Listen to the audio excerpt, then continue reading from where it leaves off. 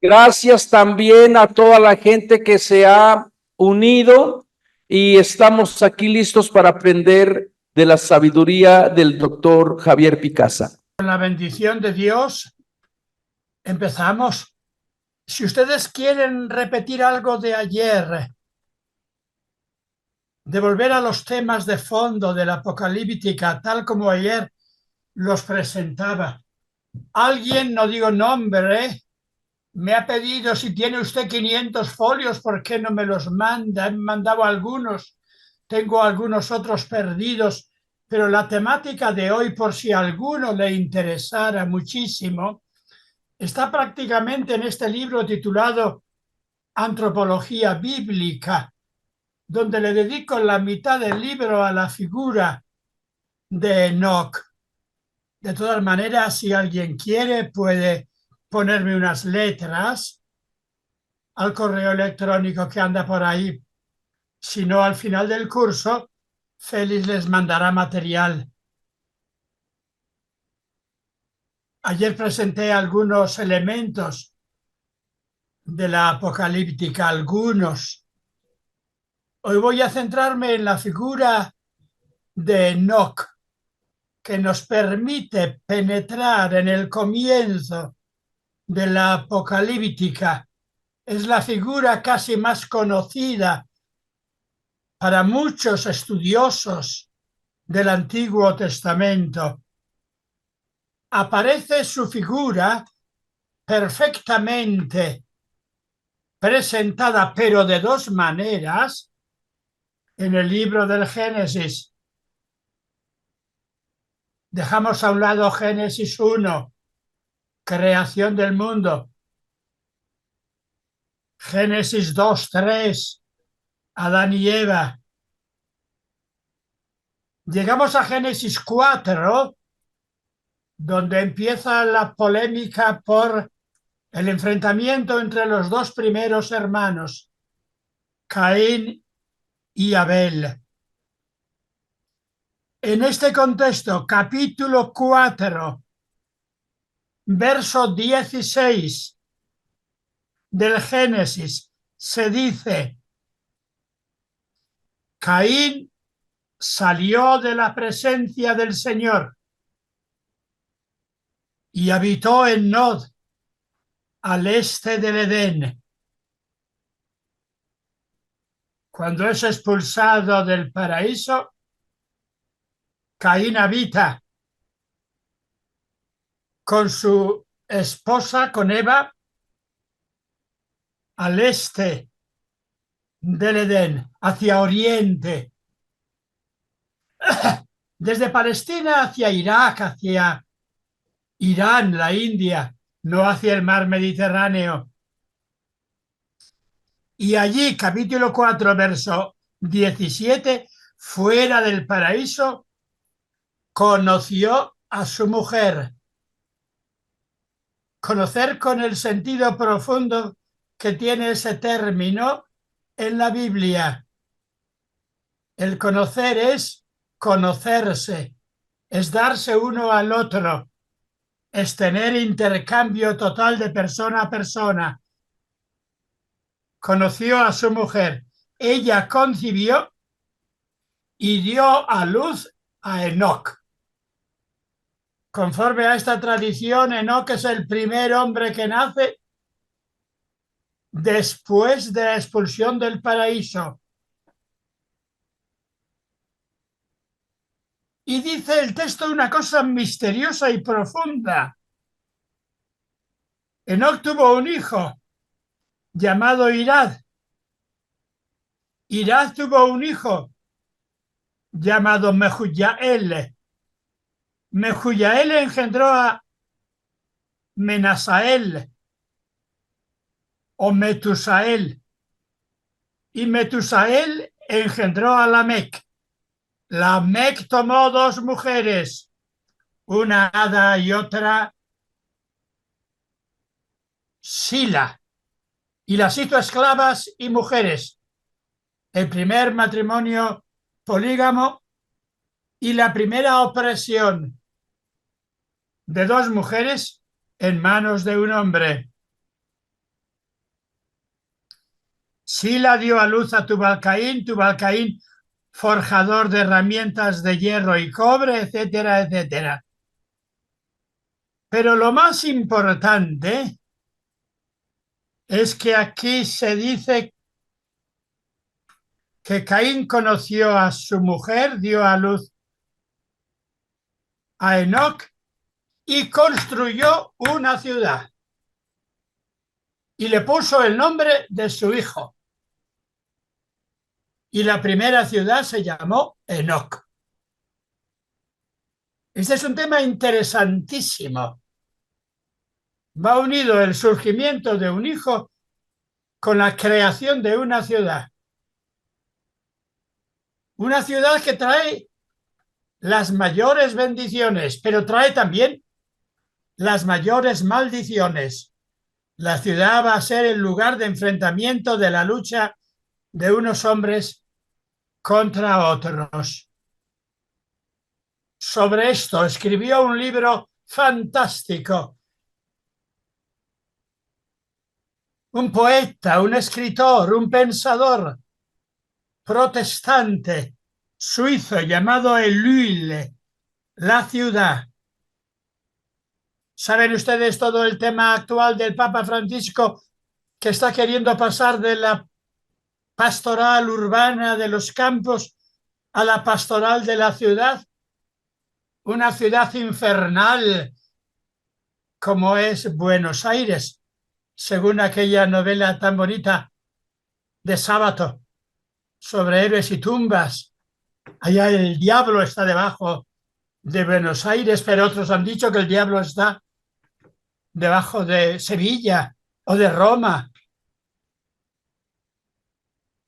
o de Moscú. La primera ciudad está envuelta en el halo de la violencia, de la lucha. El Papa Francisco quiere de alguna manera invertir esta visión negativa de la ciudad y ha encargado a su teólogo preferido. Dicen que tenía y tiene dos teólogos preferidos.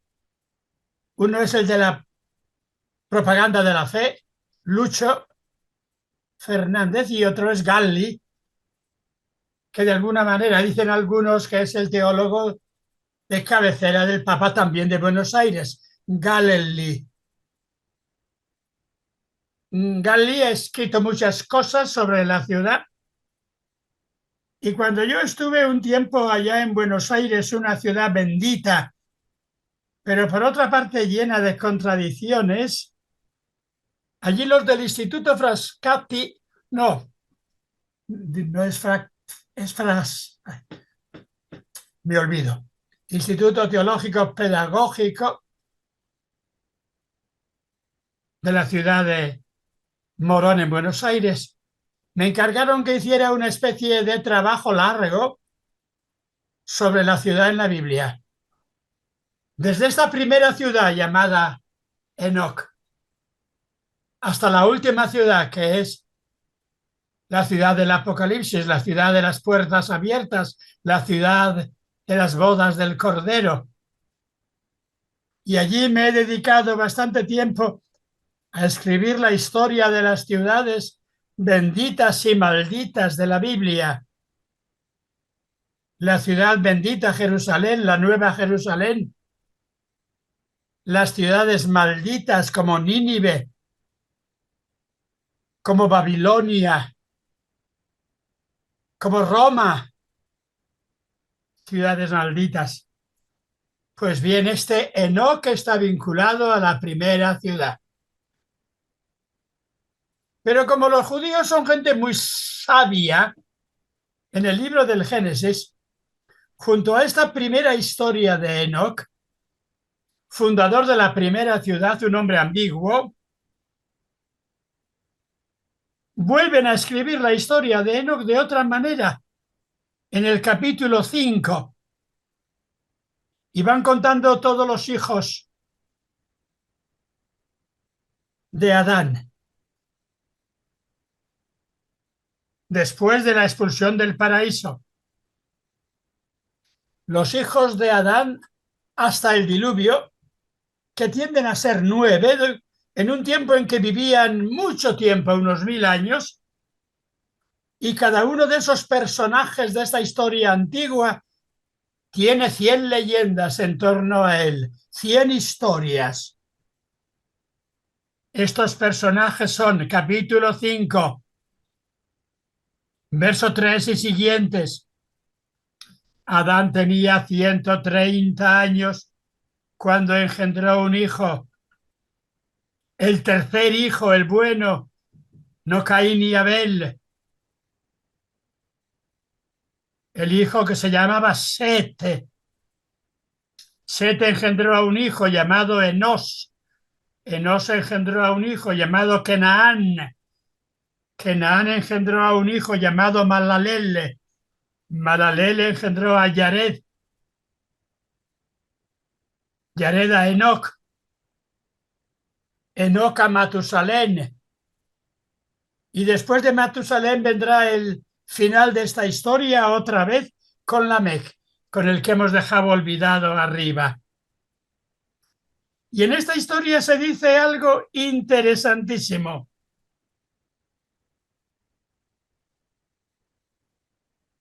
Después de haber engendrado a Lamec, vivió Matusalén 782 años y engendró a hijos e hijas.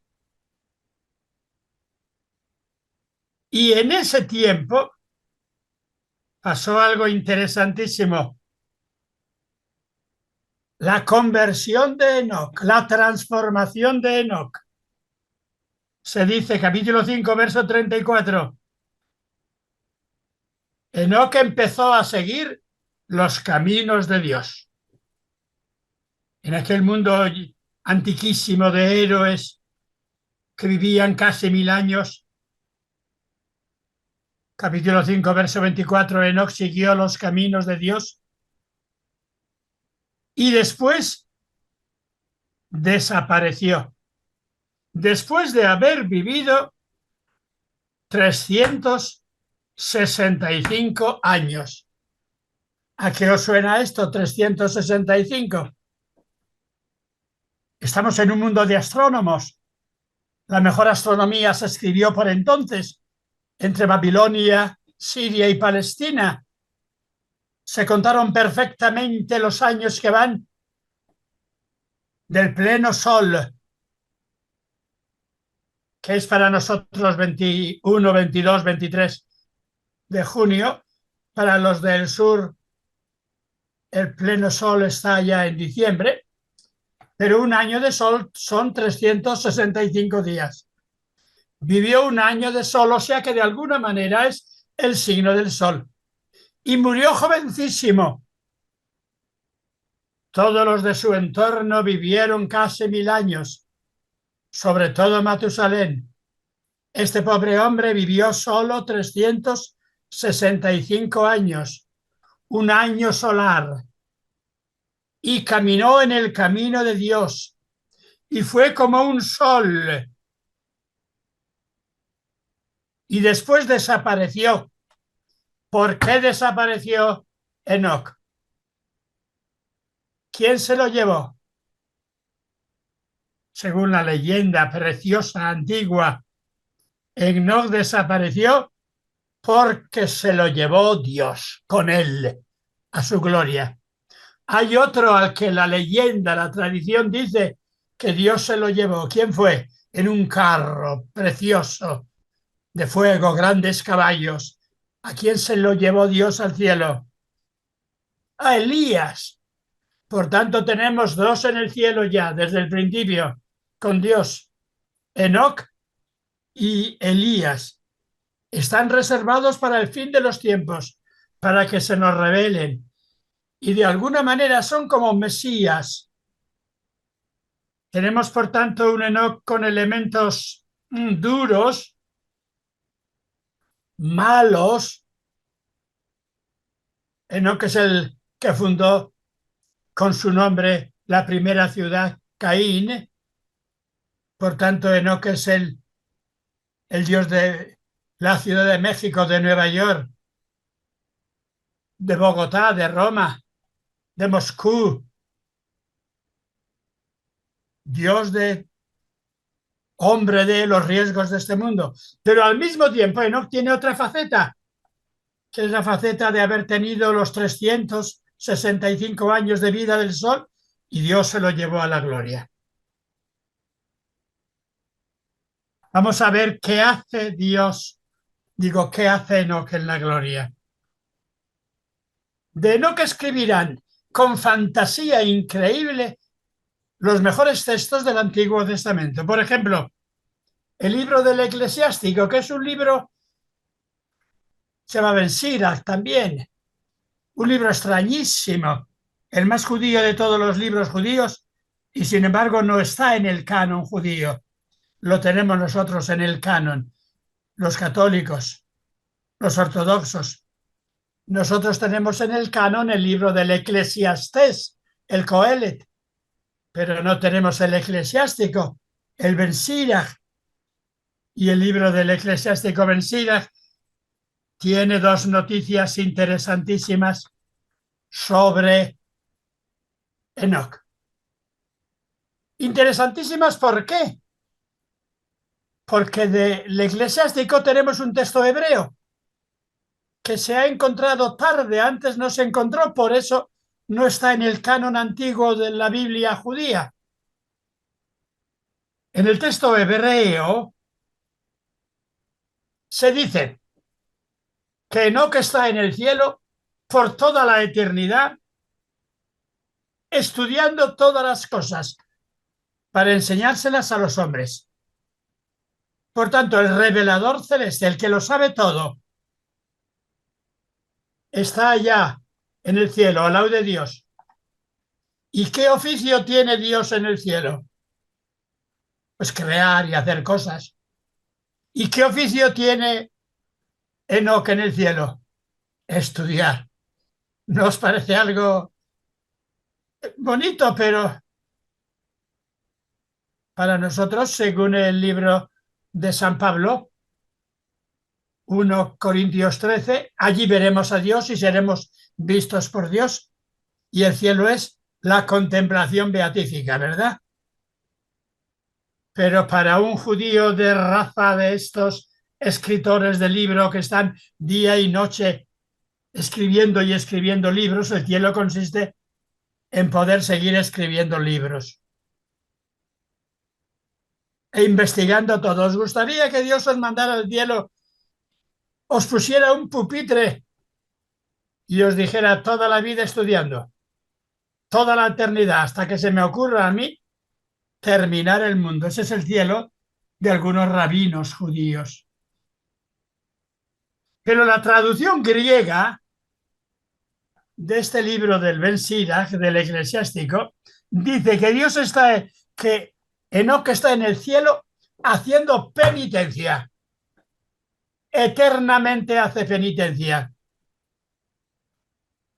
¿Por qué hace penitencia eternamente en el cielo Enoch?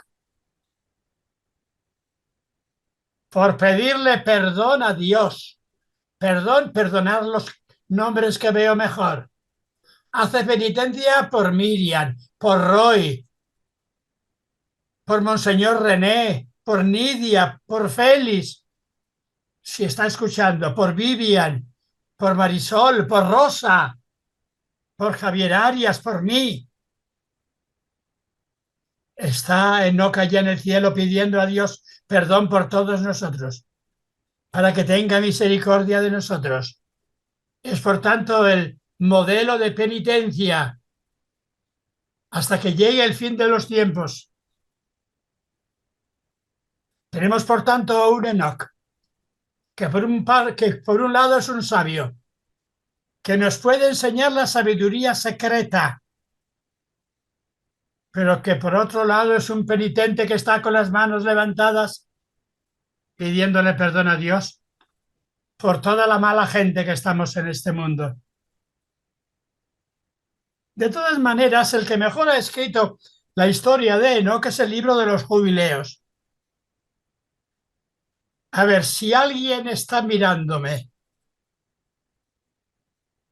y puede responderme, ¿quién ha leído el libro de los Jubileos?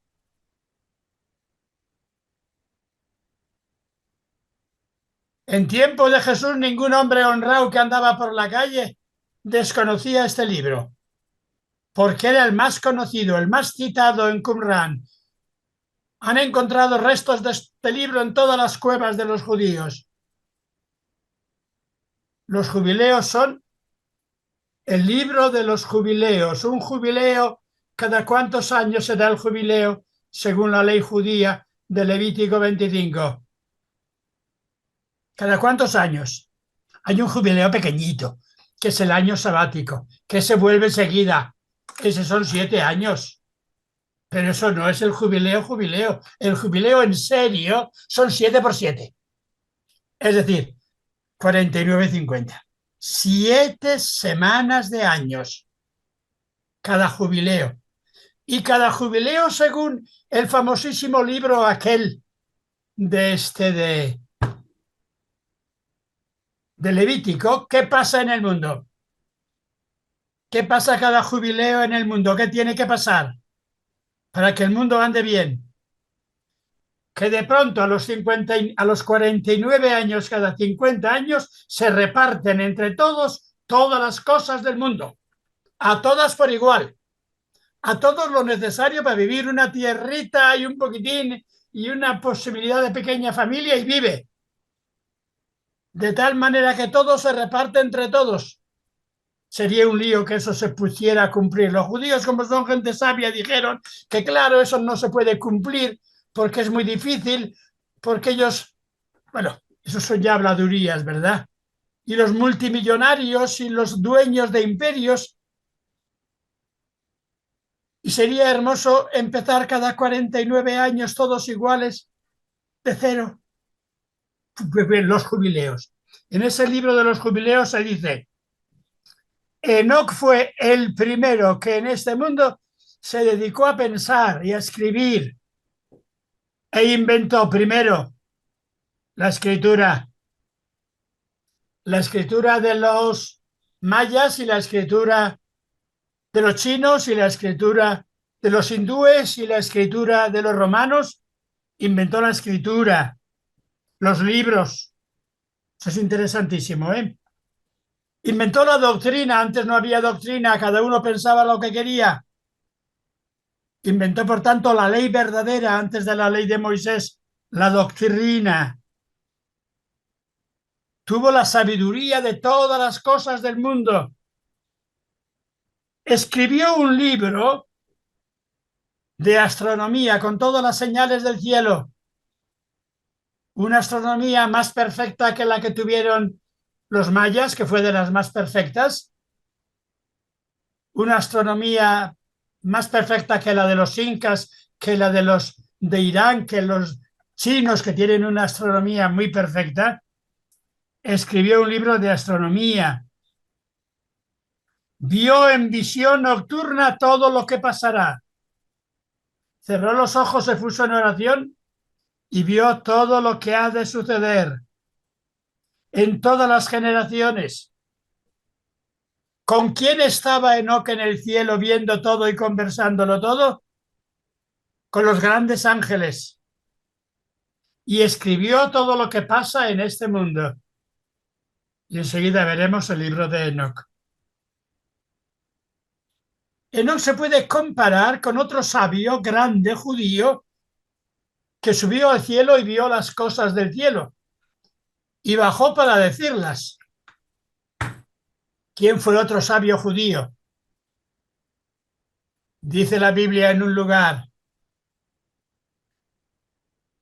aunque vinieran del cielo sabios como Noé, sabios como Enoc y sabios como Job y Ezequiel, Dios nos condenaría a todos porque somos malos. Pues bien, otro sabio que vio las cosas de arriba y las escribió fue Ezequiel, en el libro del carro divino, de las estrellas y el carro divino. Pues bien, entramos ahora. ¿Y de dónde viene este libro de Enoc? ¿Quién tiene el libro de Enoc?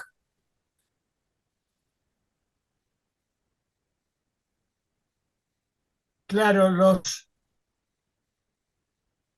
Los grandes videntes protestantes han tenido libros especiales, por ejemplo, los de los testigos de Jehová, los de los mormones. San Juan de la Cruz dice en contra de eso que nosotros tenemos un libro único que es Jesús crucificado y que no necesitamos andar con más teorías de libro, que tenemos a Jesús crucificado. Eso lo dice también cuando le discuten sobre esto aquel gran santo Ignacio de Antioquía. Le dicen, tú no has leído este libro, ni has leído el otro, ni el otro. ¿Saben cómo contesta Ignacio de Antioquía? Mi biblioteca, mi archivo es Jesús y voy a aprender en Jesús todo. Pero vosotros, vosotras, en vez de tener como un único archivo a Jesús, venís al curso a Medellín y os apuntáis al curso mío sobre el libro de Enoch, que también está bien. Pues bien, vamos a ver la apocalíptica. Ahora, la historia.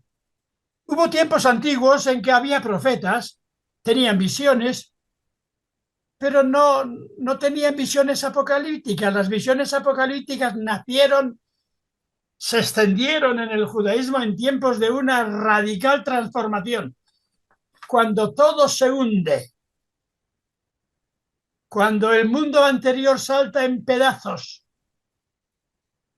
cuando la sabiduría tradicional se pierde,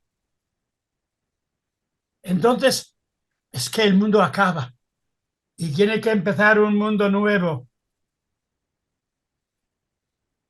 La primera apocalíptica se escribió en tiempo en que el imperio persa, que parecía eterno, el imperio de los imperios, desde China hasta Egipto, con un ejército absolutamente invencible, mucho más que Estados Unidos. Estados Unidos es una pequeña cosa, un accidente pequeño. Persia era el imperio del mundo. Y de pronto, un pequeño ejército de gente de las montañas de Grecia, con Alejandro Magno, en 4 o 5 años destruyó todo el imperio persa.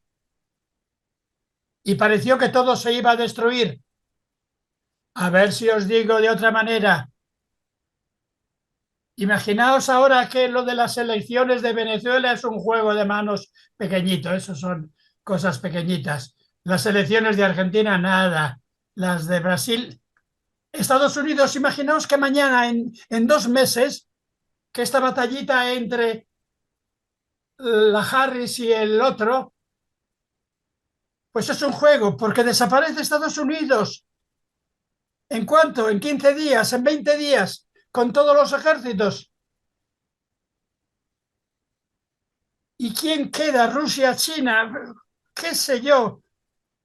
Y todo esto se destruye. ¿Y qué pasa de vosotros? De mí, aquí en Salamanca, pobre de mí. Y de vosotros en Santa Fe de Bogotá o en Santiago, ¿de dónde? De Chile o en la Ciudad de México. ¿Qué hacemos? ¿Qué pasa eso que llaman algunos de películas yanquis el día después? De Yafta o algo así, ¿verdad? El día después. Cuando todo ha desaparecido y parece que caminamos sobre ruinas, el vidente es capaz de ver. Y el vidente empieza a escribir el libro de Enoch. Que todo esto viene por una invasión angélica. Que todo esto es una destrucción del diablo que ha venido a destruir este mundo. Por tanto, los primeros libros apocalípticos, con algunos de Enoch, que empiezan en tiempo de las conquistas de Alejandro Magno, que parecen geniales, pero que pusieron todo el mundo al revés. El mundo conocido. Gracias a Dios, los guaraníes ni se enteraron, ¿verdad? ¿Los guaraníes de dónde? ¿De Paraguay o de zonas de Brasil? Los aztecas de México o del sur de Estados Unidos ni se enteraron. Pero pasaron en esta parte del mundo grandes cosas. Segundo momento de crisis radical. En torno al año 174 468 se enfrentaron los ejércitos de Israel con la ayuda de Yahvé, que les iba a salvar, con los ejércitos de un reyezuelo o rey de la zona de Siria. Y parece que el mundo iba a terminarse del todo, del todo, del todo. Y en ese momento se escribieron libros apocalípticos interesantísimos, entre los cuales está el que veremos mañana, el de Daniel. ¿Y cuándo volvieron a escribirse libros apocalípticos increíbles? No ya escribirse, sino vivirse por dentro. En tiempo de Jesús. Porque en tiempo de Jesús estaba mucha gente convencida de que de esta no salimos. Estoy viendo a Vivian.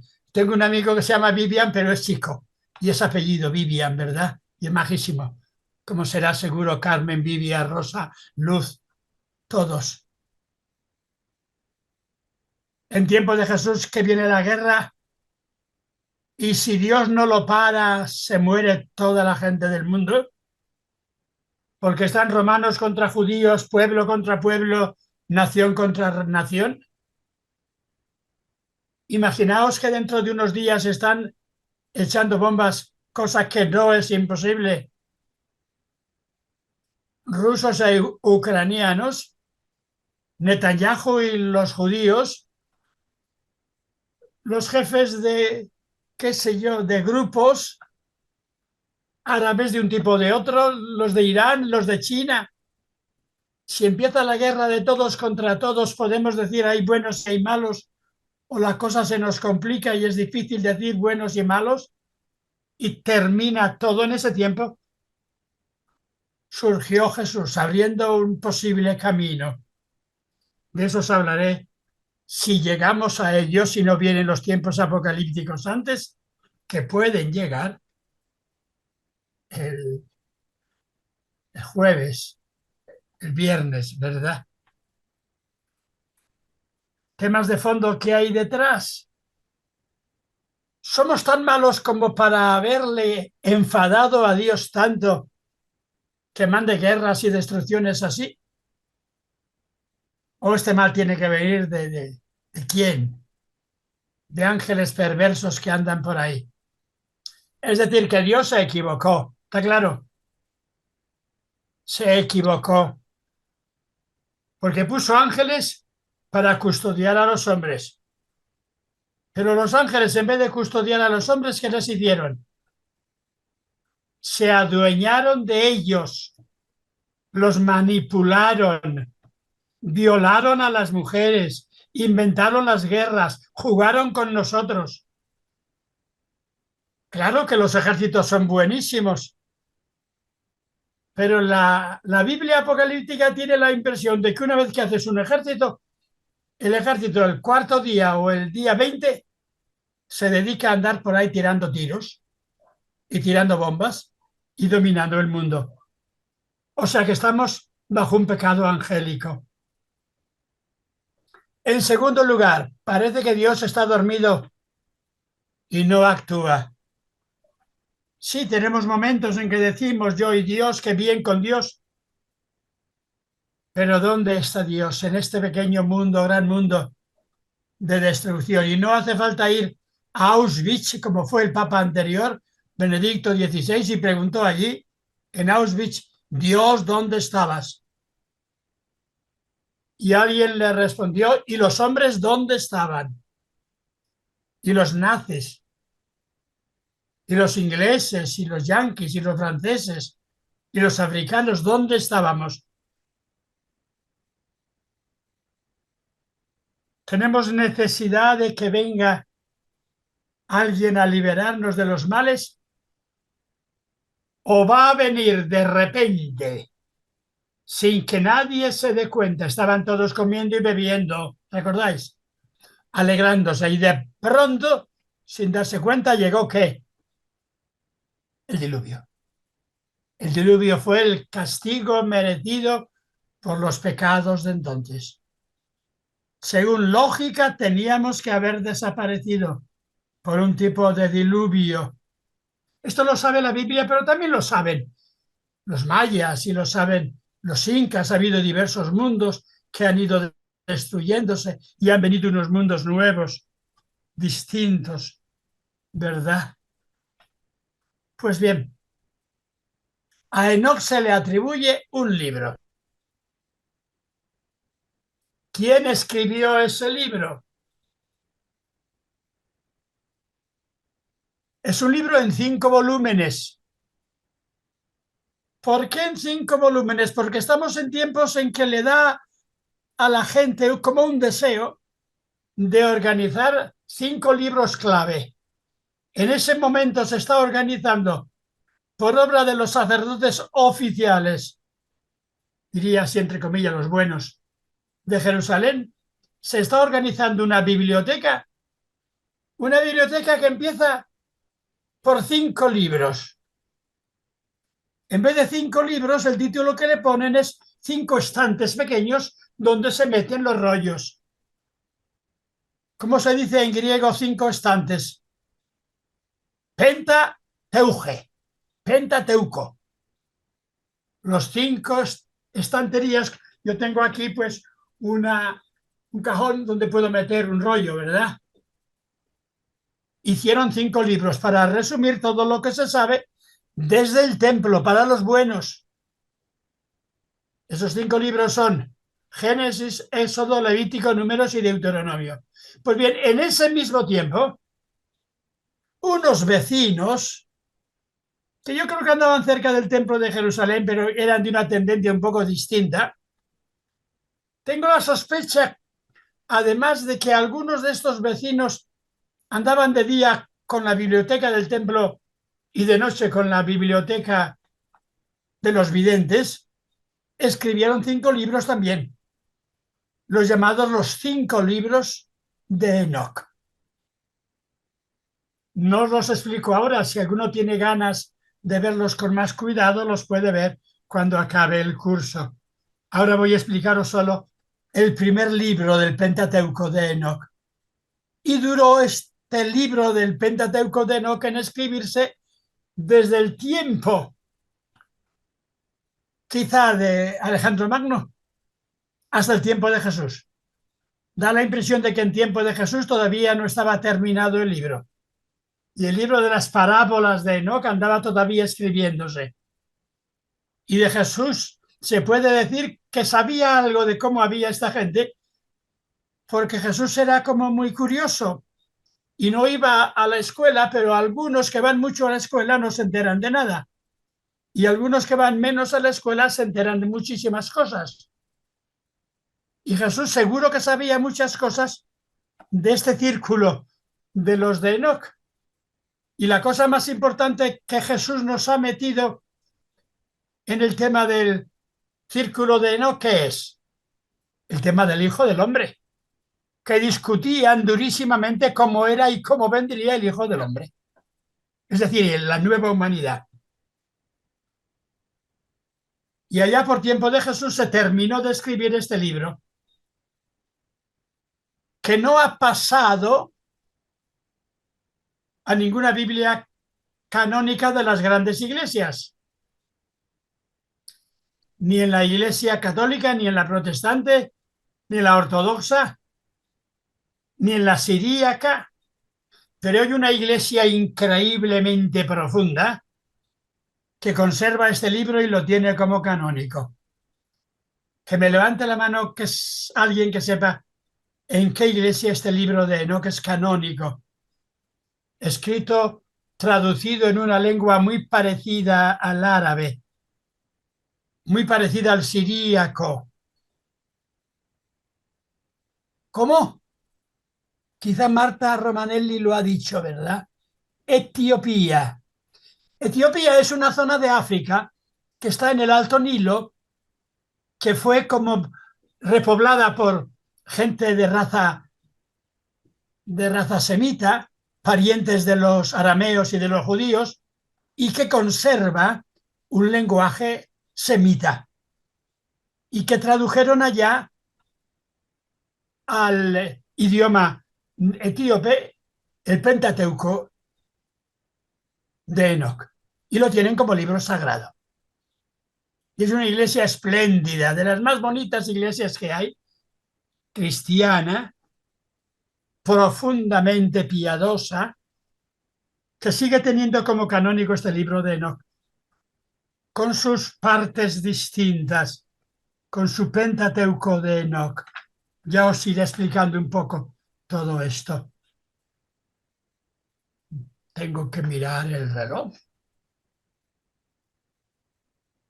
Van a ser las 7. Aquí, ¿verdad? Y yo tengo 3 cuartitos de hora. Antes de explicar esto, paro 2 minutos, 3 minutos, 4 minutos y me hacéis alguna pregunta para orientarme, si no yo os voy a explicar el primer libro de Enoc y os voy a explicar de manera muy breve, los otros libros, porque sabiendo este libro de Enoc se sabe muchísimo. A ver, yo estoy viviendo en un pueblo muy cerca de una ciudad llamada Salamanca, en España.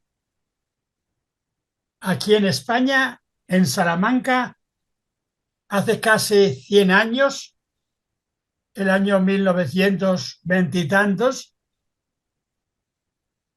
vivía un pensador increíble, de esos locos pensadores, que cuando llegó la República y parecía, aquí a España, y parecía que las cosas no podían ser peores, y después de la República llegó todavía algo peor, la guerra.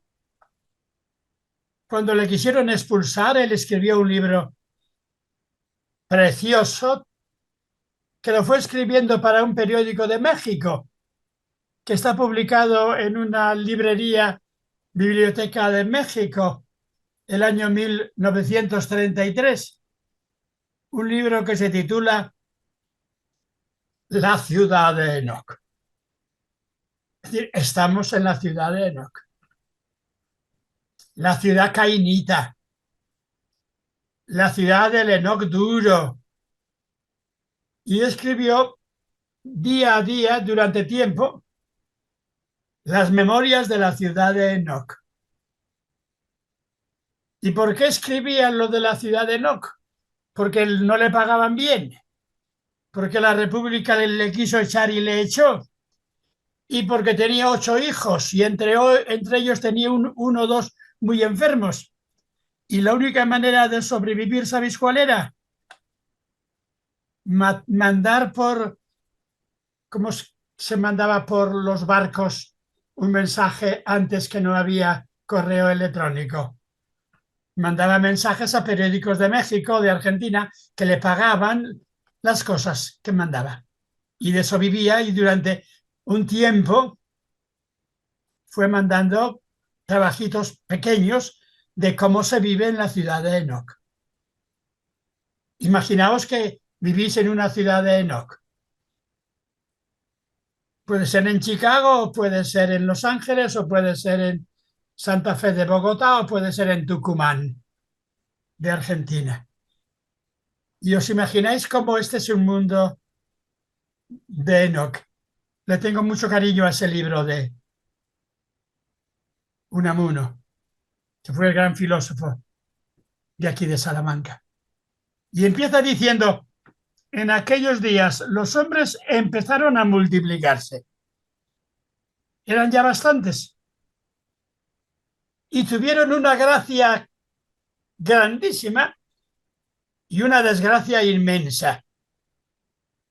¿Qué desgracia, qué es una gracia, pueden tener los hombres en el mundo?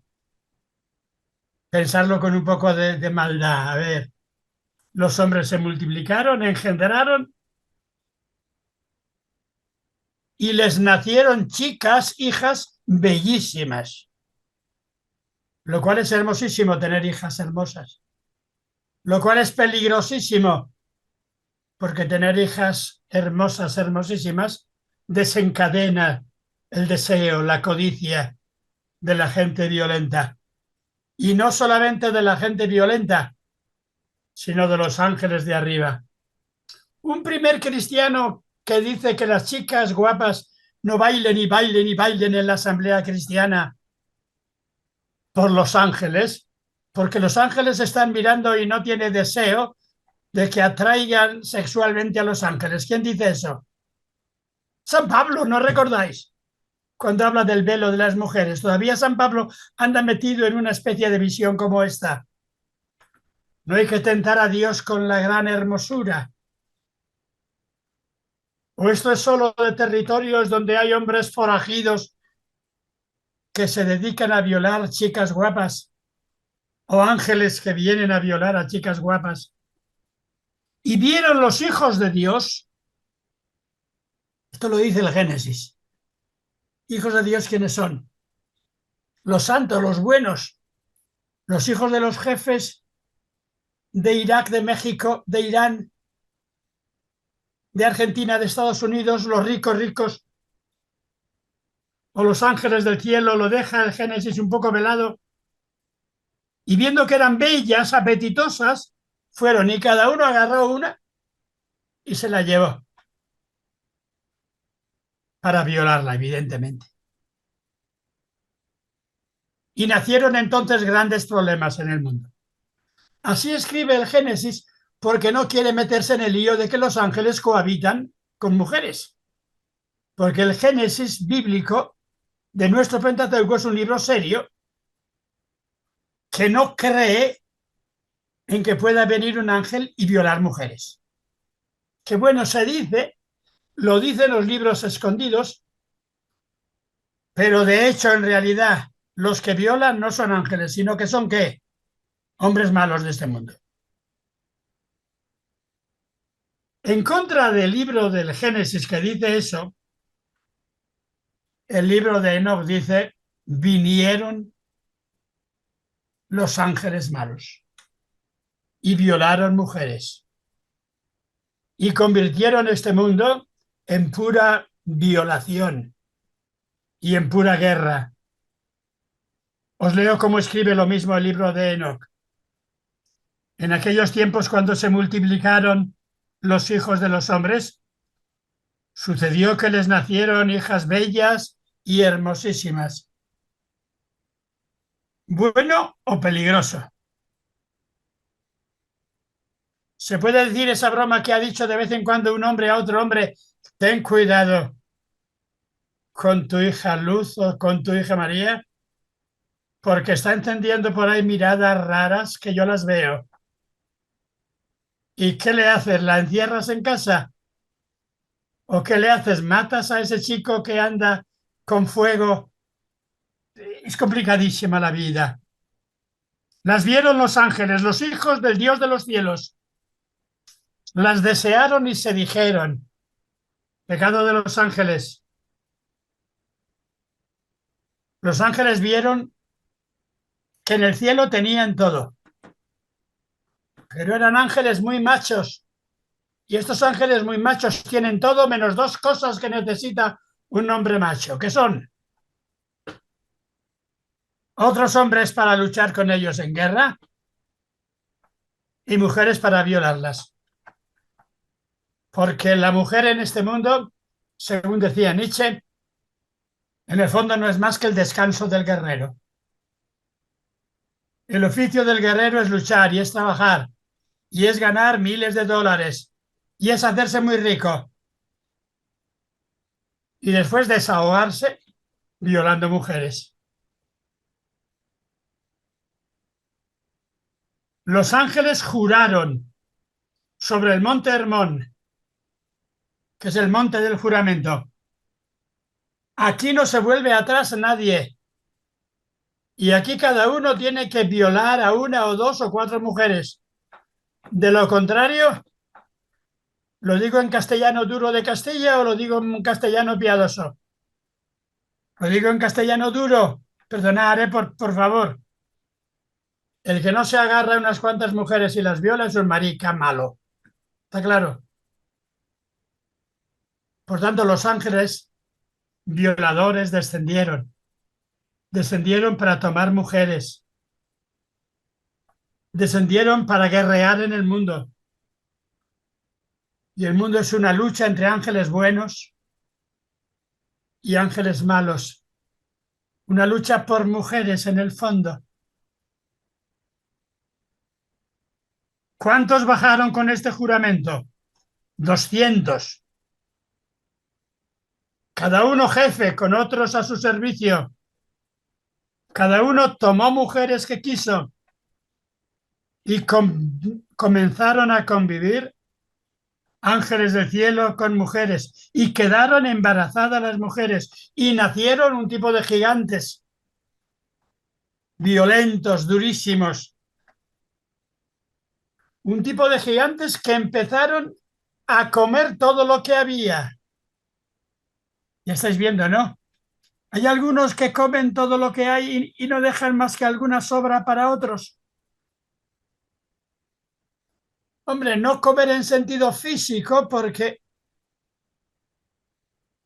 como decía un médico así de mucho humor, amigo mío, decía, esto del estómago está bien, pero tiene el problema de que no puedes comerte 4 o 5 pollos.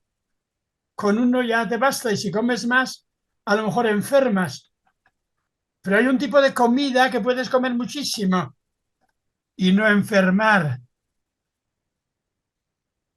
Violaron a las mujeres, nacieron gigantes. Los gigantes comieron todo el dinero y toda la riqueza del mundo.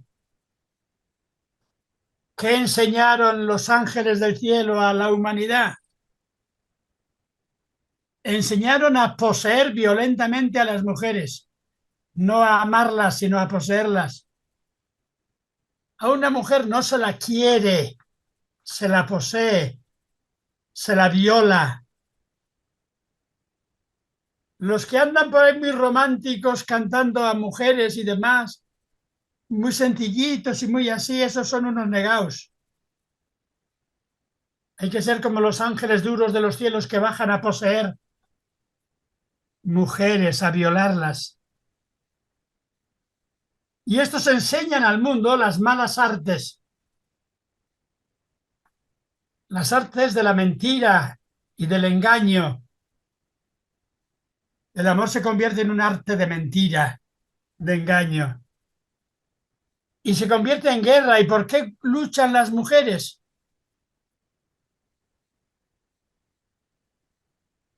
Luchan las mujeres, no, las mujeres, según este mito, bastante hacen con resistir. ¿Por qué luchan los hombres? Por apoderarse del mayor número de mujeres. Eso lo dice el mismo Freud, el gran psicólogo, de una manera un poco más civilizada, pero sigue diciendo esto, que la humanidad nació de un tipo de machos primigenios que luchaban por tener bajo su control a todas las mujeres y cada uno tenía su área de influencia y se hacían guerra para, cuando había pocas mujeres, para robar mujeres en los lugares de los vecinos. Y estos ángeles enseñaron a los hombres las ciencias militares, que son las más importantes.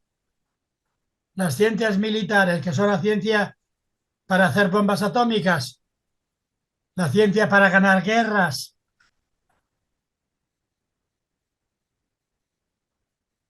Y al mismo tiempo les enseñaron también las artes del engaño, porque las mujeres, para sobrevivir en esta jungla de hombres guerreros y violadores, para sobrevivir como han podido sobrevivir, encontrando maneras de defenderse de un modo o de otro. ¿Y qué pasa? Que la tierra se convierte en un lugar de muerte. Y a esta tierra de muerte tiene que matarla Dios. ¿Y la matará Dios cómo? Mandando un diluvio. Sobre esto está montado todo el mito. Y Dios mandó un diluvio, pero de alguna manera se arrepintió y dejó que una pequeña raíz, una pequeña semilla pudiera seguir viviendo en el mundo. La tierra se quejó, como si la tierra pudiera hablar, pudiera lamentarse. Todavía San Pablo en la carta a los Romanos capítulo 8 dice que el mundo gime porque lo oprimimos. ¿Y dónde se ve el gemido del mundo? Dicen los ecologistas que está porque estamos destruyendo la vida de la Tierra, porque estamos convirtiendo la Tierra, que era paraíso de vida, en un lugar de muerte. ¿Quiénes gritan? Además del mundo, las almas de los muertos, que pueden decirle a Dios. Esta oración de las almas de los muertos está también en el Apocalipsis. Las almas de los muertos están gritándole a Dios: ¿cuándo vendrás y te vengarás de nosotros? ¿Cuándo te recordarás de nosotros y nos libertarás de este mundo de envidia?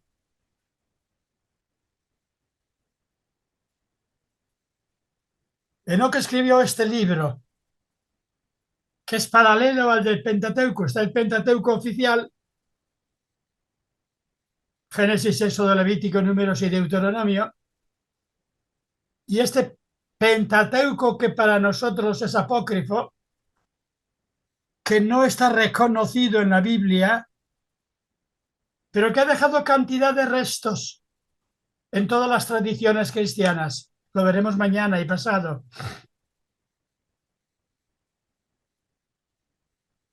¿Y qué tiene que hacer Enoc para poder escribir el libro y saber lo que va a pasar?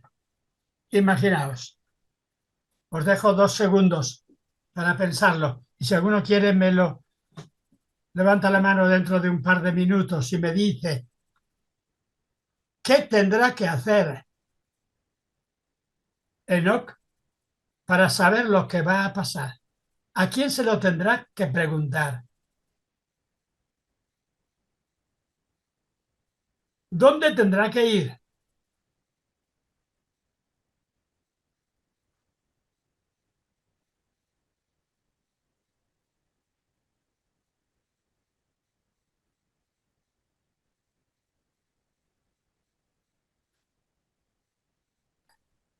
A ver, alguien que se atreva a decirme dónde tendrá que ir Enoc para preguntar, y preguntarle a Dios qué pasa, qué vas a hacer con el mundo.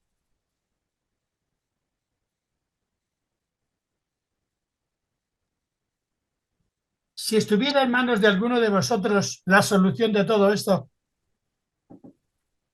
¿qué haríais? ¿Preguntárselo a Jesús de Nazaret? Pues bueno, vamos a llegar al capítulo 14 del libro de Enoc, que es un capítulo fantásticamente escrito, un libro que nos ha llevado, a los que nos hemos dedicado un poco a esto, a tener sueños, a no dormir, a escribir, a volver a escribir, a intentar ver en el texto con su traducción griega, latina, a ver si de alguna manera en los caracteres de la literatura etíope logro yo sacar algo. Enoc tuvo un rapto, un ascenso. Santa Teresa, cuando quería hablar con Dios, le decía a Dios: ¿dónde estás? Quiero verte. Y dicen que Dios a veces le venía. San Juan de la Cruz, que era amigo de Santa Teresa, le decía: bien, pero no te metas mucho en eso. Dios ya nos ha hablado en Jesús y punto. ¿Está claro? Pues Enoc tiene un ascenso a los cielos. Es el primer gran ascenso a los cielos que conocemos en la Biblia. Subió a los cielos. Le raptó Dios a los cielos para ver allí lo que había.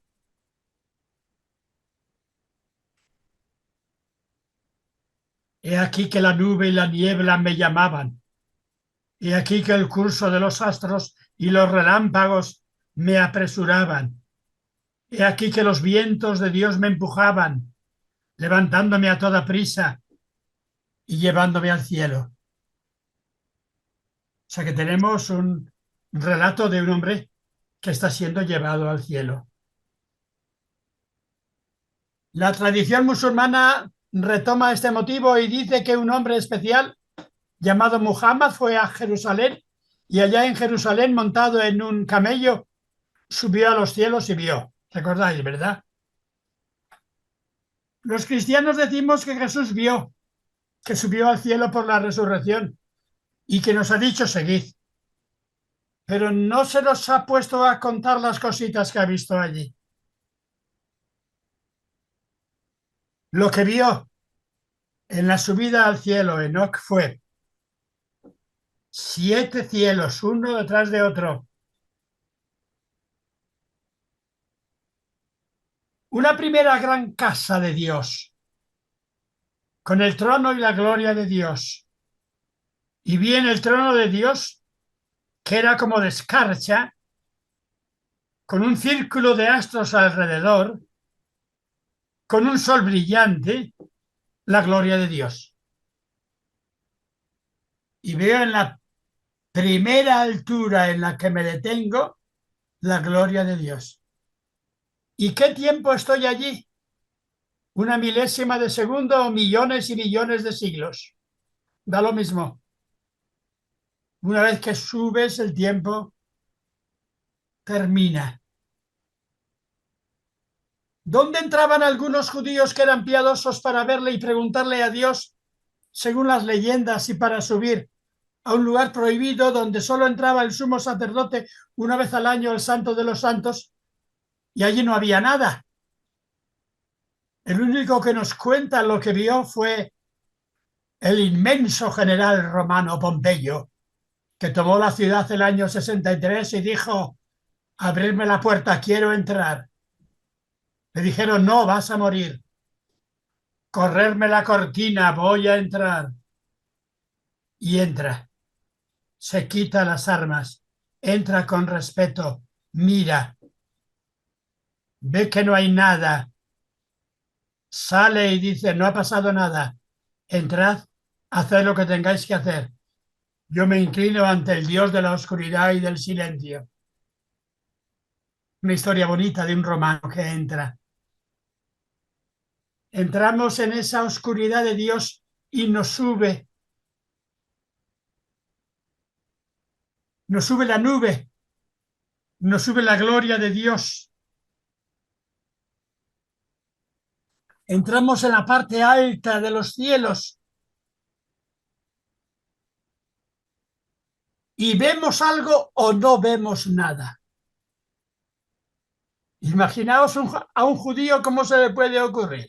Vas delante de Dios, subes a donde está Dios, ves alrededor de Dios toda la gloria del cielo, todos los astros que giran, todos los fenómenos atmosféricos, todo tipo de truenos, de rayos, y sabes que estás en medio del gran torbellino originario, del comienzo y final de la creación, y estás seguro de que aquello es Dios. Abres los ojos y miras, ¿y qué ves? Externamente nada. Imaginas todo y no ves nada. Pero haces una cosa que es mucho más profunda, la dice el libro del Deuteronomio. Cuando se apareció Dios en la montaña del Sinaí: tened cuidado vosotros, judíos, ¿visteis algo? Hay que responder: ¿qué visteis en la montaña del Sinaí? Nada. ¿Qué hicisteis? Oísteis. Oísteis. ¿Qué oísteis? La ley. Porque a Dios no se le ve, se le escucha. Y escuchar la voz de Dios es escuchar sus mandamientos. Y Enoc sube arriba y lo contempla todo sin contemplar nada. Pablo dice que subió también a un cielo como este y que vio cosas que no se pueden decir y oyó cosas que no se pueden oír. Pues bien, esta subida al cielo le permitió a Enoc conocer todas las cosas. Y él sabe que arriba, en la altura de Dios, viendo sin ver, está el trono, está la majestad. ¿Os gusta la palabra trono, majestad? ¿O preferiríais con la cruz de Jesús decir arriba está la cruz? Que no es la majestad, sino dar la vida y morir por los hombres. Está el trono. ¿Visteis la gloria de Dios? Kabod, ¿qué es la gloria? La gloria que según el Salmo 29 se ve en la tormenta y se oye una voz, gloria, gloria, gloria. O en vez de el fuego y la gloria, veis como Isaías capítulo 6, cuando cierra los ojos y en el templo y ve y mira a los serafines que son ángeles de fuego.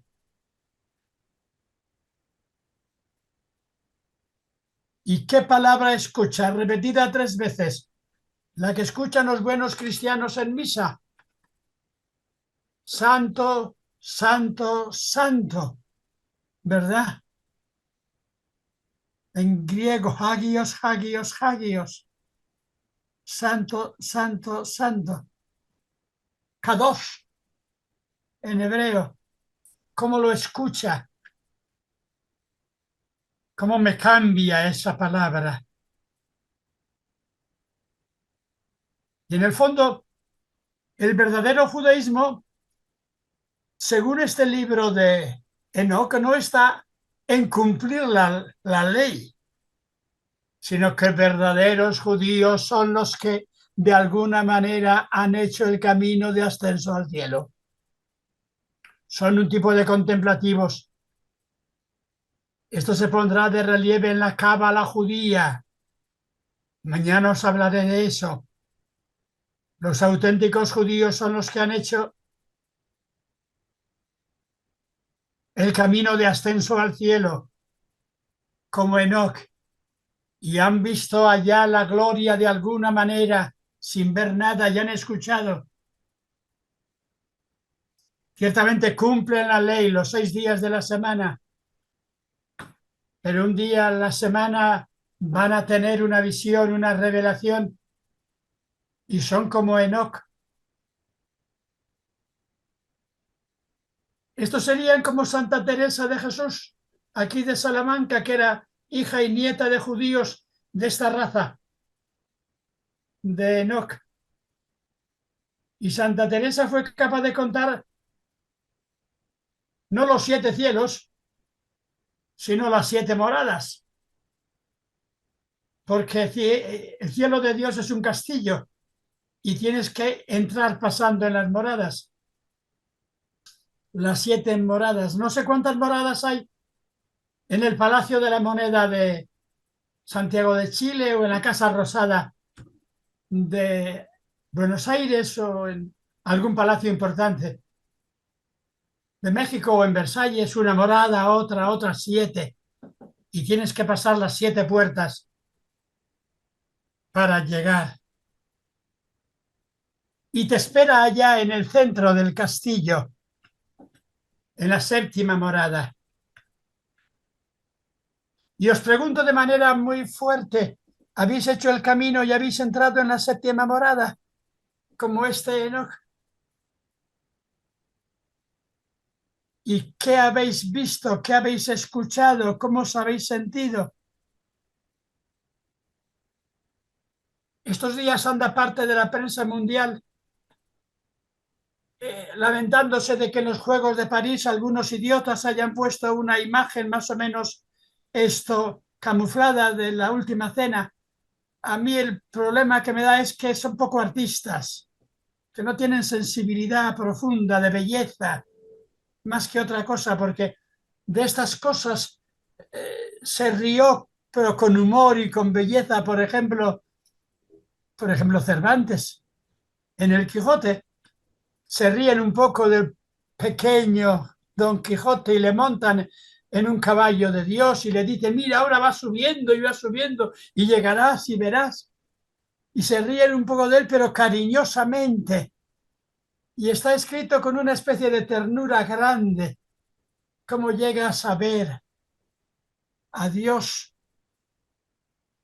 De las obras literarias de América que yo he leído, la que más me ha impresionado quizá ha sido la de Sobre héroes y tumbas de Sábato. Pero Sábato, en vez de llevarme a descubrir a Dios, me lleva al submundo de Buenos Aires para descubrir allá el mundo de los ciegos que están manipulando la tierra entera, ¿verdad? Como hace Dostoyevsky, que en su novela del Gran Inquisidor, en vez de llevarme a ver a Dios, me lleva a Sevilla, a ver a Satanás debajo de Sevilla y al Inquisidor con belleza, con un temblor. Estas cosas son sagradas, no son para reírse de ellas, sino para ver que estamos en manos de un misterio. Y Enoch sube y ¿qué escucha? Escucha la voz de Dios que le dice, yo te envío. ¿Te envío a qué? Para que cuentes estas cosas. Para que digas estas cosas a la gente que no sabe. Jesús podía habernos dicho esto. El hombre dice cosas interesantísimas. Ya veremos el viernes.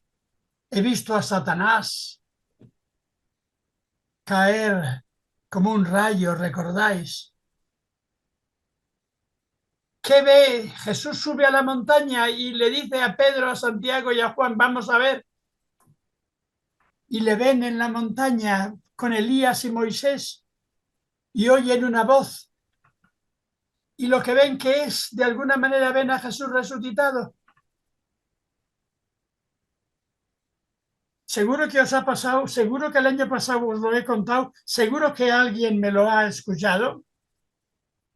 Solo tuve una conversación dura sobre esto con una judía que me tenía que dar, era secretaria de consulado de Israel cuando España no tenía relaciones con Israel, antes por tanto de la muerte de Franco, allá por el año 81, y estaba en Italia sacando el visado para hacer un curso, y al enterarse de que sabía algo de Biblia y cosas que yo quiero hablar con usted, pues hablamos, y me preguntó a quemarropa se dice, ¿verdad?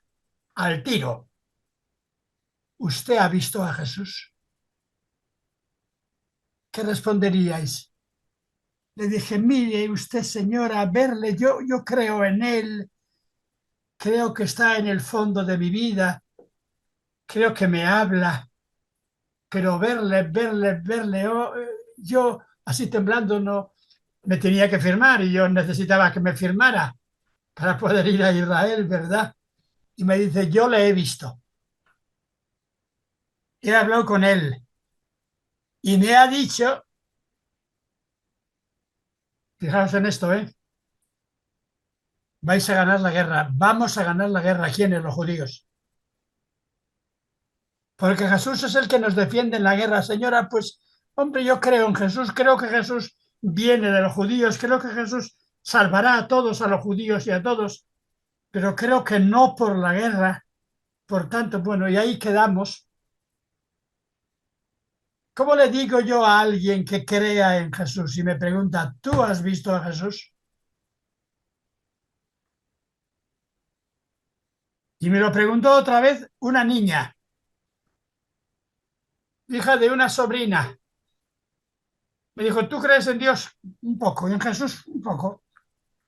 Es que estos no creen y yo 7 años.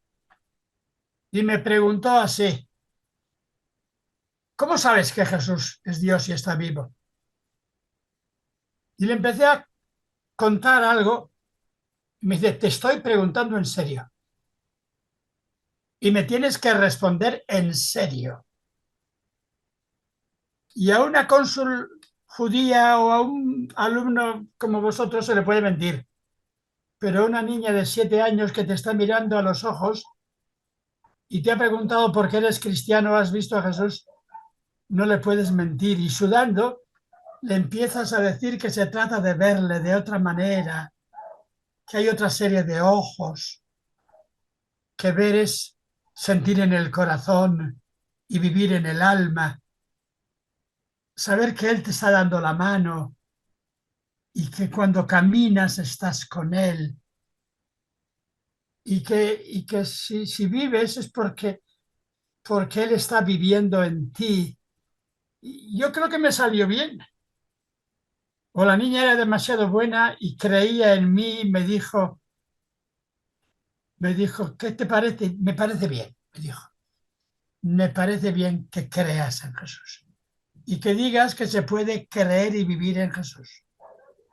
Pues bien, estos quieren tener una respuesta inmediata. Y aquí en Salamanca se montaron 20 tribunales de la Inquisición para ver si Santa Teresa, cuando decía que veía a Dios, le veía bien o le veía mal. Y los grandes teólogos de este lugar, como, qué sé yo, algunos de los más grandes, pues decían, esta monja está loca, porque a Dios no se le ve. En cambio, pues parece que tiene una vida buena y parece que tiene una... Bueno, paso al siguiente libro, ya voy terminando, ¿eh? El libro siguiente es el libro 37, digo, el capítulo 17 al 36 del Pentateuco de Enoch, que repito, lo tenéis en cualquier lugar, búsqueda que hagáis por internet. Hay ediciones bastante buenas por internet, si a alguien os interesa. Y este es el libro de la geografía del cielo, que te cuenta la forma, el oficio, la manera de manifestarse, el mensaje que tiene el mundo de los astros. Por tanto, te enseña a mirar el cielo estrellado para descubrir allí el mensaje de Dios. Esto puede ser una superstición o puede ser algo muy serio, muy serio. Mis abuelos, los hermanos de mi abuela, eran marinos y habían estudiado las estrellas para orientarse en los caminos buenos o malos de los barcos. Bueno, el mayor pensador europeo y quizá mundial en un sentido racionalista ha sido Kant. Nació en el 1723, y murió en 1804 o así. Y en el libro La crítica de la razón práctica demuestra todo lo que se puede demostrar. Todo. Después de haberlo mostrado de alguna manera en la crítica de la razón pura. Todo lo que se puede saber es invento nuestro. Absolutamente todo. Por tanto, nada es seguro, todo es invento nuestro. Y recoge toda la ciencia de la modernidad. Pero al final del libro de la crítica de la razón práctica dice, y ahora, sin embargo, para ti que lo sabes todo, te digo dos cosas. Dos cosas quedan. Primera, mira en tu conciencia. Ponte a descubrir tu conciencia y escucha qué te dice. Y verás que puede ser la palabra de Dios, la ley de Dios que te está hablando en tu conciencia. Si haces un tipo de yoga profundo como el de los orientales, ¿verdad? Pero hay otra forma casi más sencilla, que es la siguiente. En la noche, noche clara, donde no haya contaminación lumínica como la que hay en Santa Fe de Bogotá o en Buenos Aires, sal al campo, campo, campo. Y de noche a solas, ponte a dialogar con las estrellas. Escucha, ¿qué te dicen? Descubre qué voz te llega desde la inmensidad de los astros. Eso es lo que quiere decirte este libro de la geografía sagrada astral del mundo superior. Esta parte del libro de Enoch. Queda la siguiente parte, que es sobre las parábolas de Enoch. Algunas cosas que se pueden contar en parábola, que son interesantísimas, las parábolas de Enoch, porque de una manera más o menos semejante, en forma de parábolas, de relatos ejemplares, habló Jesús. Y de eso seguiré hablando mañana. Te habla Jesús en parábolas. Y las parábolas de Jesús son la palabra en la cual tú ves transfigurado el lenguaje interior, el camino, el misterio de Dios en tu vida, en la vida de la humanidad. Y haces un análisis muy fuerte, como el que hizo este norteamericano que murió hace 2 años, el John Peter Mayer, ese que tiene los 5, 6, 7 volúmenes de la vida de Jesús, increíblemente densos, para decir al final que solo cree que son auténticas de Jesús 4 parábolas, ¿recordáis? Yo creo que se queda un poco bien, tienes razón quizá, pero se queda un poco el mundo de parábolas que teje Jesús, el mundo de parábolas que teje Enoch, nos permiten barruntar de alguna manera la forma en que Dios nos habla en secreto.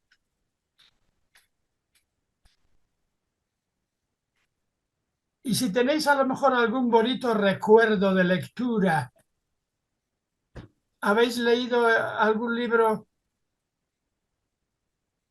de Tony de Melo, aquel autor hindú oriental que escribe cuentos, que son como parábolas, que te sitúan en otro plano, en un plano en el que de alguna manera se escucha la voz? De todas maneras, este Enoch se nos convierte al final en muy pesado, ¿eh? Se hace pesado. Sí, porque escribe mucho, largo, y después sus sucesores quieren precisar y precisar y precisar.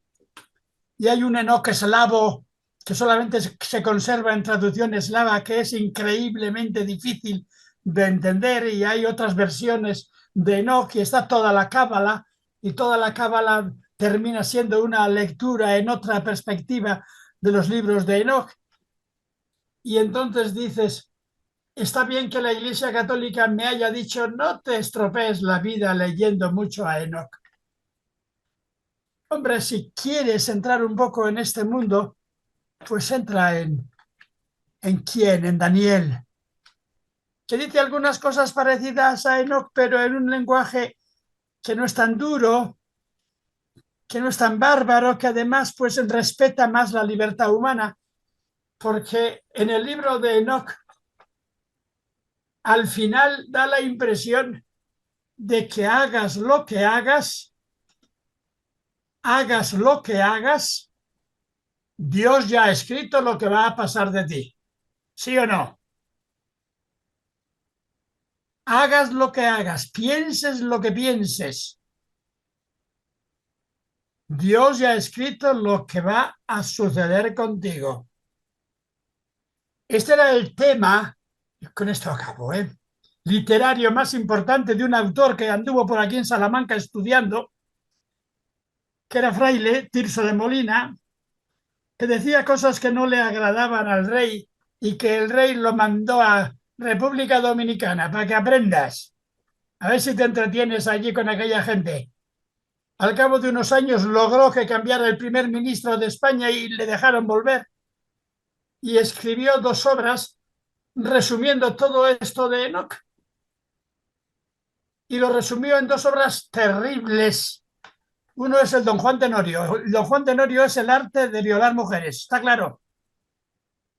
Y es el personaje clave de la trama hispana. Todos los hispanos sueñan en violar mujeres, como los ángeles hispanos y no hispanos, porque el tema del Don Juan ha pasado ¿a quién? A toda la dramática alemana y a toda Europa.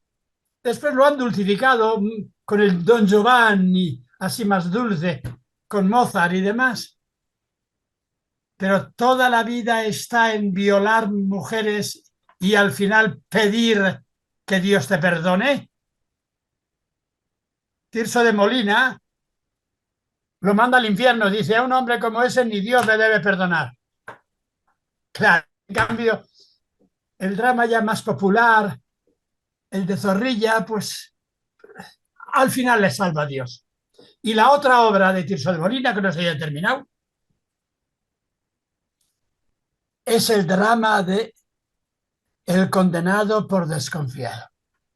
Si te pones a pensar, ¿puedes tener la certeza de que Dios te va a salvar o estás ya predestinado? Y hagas lo que hagas, decidas lo que decidas, ¿qué pasa contigo? Será lo que Dios ha dicho. Y de eso trataron todos los teólogos de aquí durante 120 años. Si Dios lo tiene todo predestinado, ¿por qué te dedicas a estudiar Biblia y a ser bueno o buena, a cumplir los mandamientos, si todavía tenéis tiempo mañana? Pues volvemos con la apocalíptica, pero en vez de contarla desde la perspectiva de Enoch, que los judíos no metieron en la Biblia oficial, la cuento mañana con el libro de Daniel. Si alguno tiene tiempo, por favor, lea algo del libro de Daniel para mañana. Si tiene tiempo, si no, nada.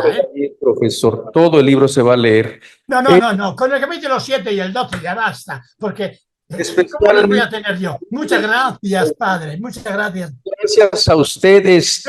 Ya. El tiempo se nos fue. Muchísimas gracias. Nos vemos a las 3 de la tarde. Gracias. 3 de la tarde, ¿verdad? Con el profesor Juan Bautista, nuestro hermano Juancho. 3 de la tarde. Muchas gracias.